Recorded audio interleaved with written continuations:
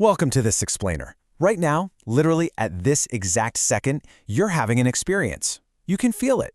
I don't mean just thinking about it, I mean actually feeling it. There is something it is like to be you, right now, watching this screen, listening to my voice, and understanding these words. We're going to dive into the most intimate mystery available to us, which is the very awareness you're using to watch this right now. So let's kick things off with what seems like a totally simple question. Why does red look red? Sure, science can perfectly track how light bounces into the eye and travels through the brain, but I want you to pause for a second and really consider the felt quality of that moment, the inner, subjective experience of seeing a color. Why is there this vivid, undeniable redness instead of just the silent, mechanical processing of wavelength data? As you read the text on the screen here, you're experiencing the world from the inside. Science has studied the human brain for over a century now. We've mapped every single region, and we can describe the electrochemical processes with total pinpoint precision. But you know what? It still can't capture this undeniable inner awareness. It cannot explain why there is something it's like to be you, rather than just nothing at all. Back in 1995, philosopher David Chalmers actually gave a name to this giant mystery. He called it the hard problem of consciousness. Basically, it defines the conceptual gap between the physical description of brain activity and the subjective experience of what it is actually like to be a brain. This right here is the tension that drives the entire field of study. It's not just some tiny gap in our knowledge waiting to be filled when we invent better microscopes. It's a fundamental conceptual wall. Chalmers basically drew a line in the sand for us. On one side, you've got what he calls the easy problems. Now, these involve figuring out how the brain focuses attention, controls our behavior, or integrates information. Don't get me wrong, they require deep scientific research, but they are solvable by normal empirical methods. On the other side, though, is the hard problem. Why does any physical process feel like anything at all? Neuroscience is absolutely stellar at solving the functional mechanisms of the brain, but it hits a complete brick wall when it comes to the subjective feel. Part 1. Bats and Philosophical Zombies. So, how exactly do we investigate something that we can't physically measure? Well, we turn to thought experiments. Let's start with Thomas Nagel's famous premise from 1974. What is it like to be a bat? Think about it. Bats experience the world primarily through echolocation, right? It's a sonar sense that is absolutely no human equivalent. Now, we can gather endless amounts of physical data about a bat's neural processes. We can describe how their echolocation works perfectly on paper. But no amount of third-person objective data can ever let us feel what that sonar experience is actually like from the inside. The subjective character simply evades our objective description. Chalmers takes us even further with his philosophical zombie argument. Now, hold on, we're not talking about a Hollywood movie monster here. We're talking about a conceptual being that is physically identical to us in every single detail. It processes data exactly the same way. It says ouch when you pinch it, but it has zero inner experience. Inside, it's entirely dark. Chalmers uses this to illustrate that if we can even conceive of a being physically identical to us without consciousness, well, then physicalism alone falls short. You can have the physical structure without the experience. Part 2. The Neuroscience Gap. Look, we absolutely have to give credit where it's due when it comes to modern brain science, but we also need to clearly outline where those empirical tools stop. Let's walk through the physical process of seeing. Step 1. 700 nanometer photons strike the retina. Step 2. An electrical signal travels to the thalamus. Step 3. The visual cortex processes that data. Every single step here is fully documented down to the level of individual neurons. But guess what? None of these steps explain the subjective arrival of the color red. We have a perfect physical map, but the map doesn't explain why the territory has a felt quality.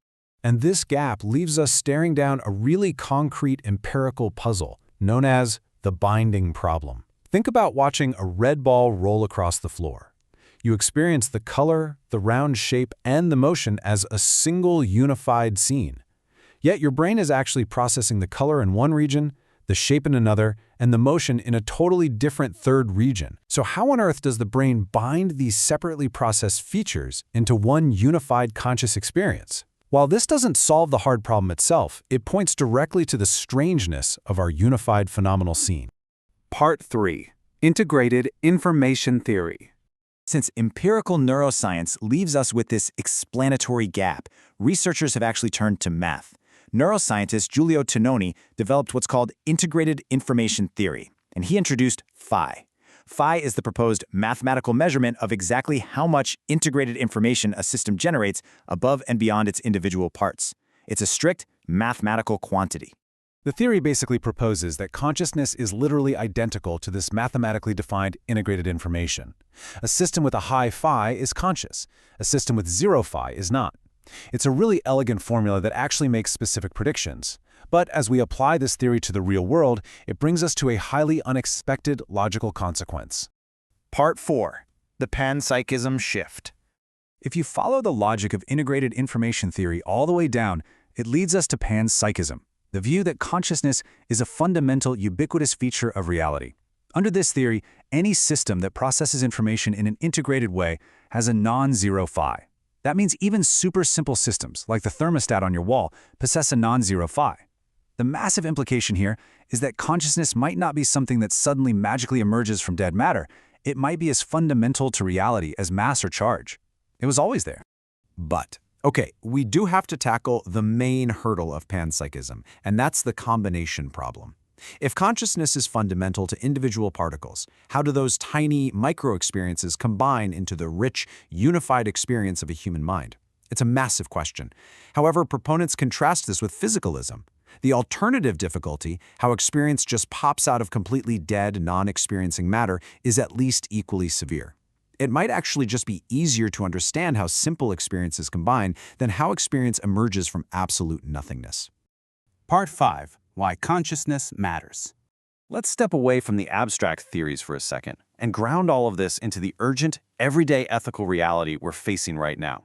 Determining who or what is conscious is literally the foundation of moral status.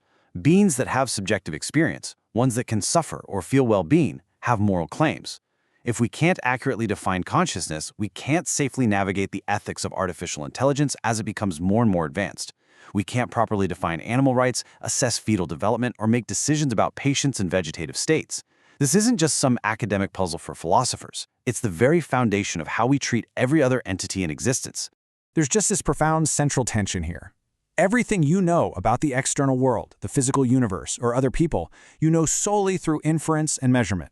The only thing you know directly, immediately, and without any inference at all is your own subjective awareness. You're experiencing it right now. Yet, as the text on screen points out, the most certain thing in your epistemological universe is the least understood. The absolute most powerful scientific tools we have cannot account for it. So, in all the vastness of the cosmos, is consciousness just a local, temporary accident?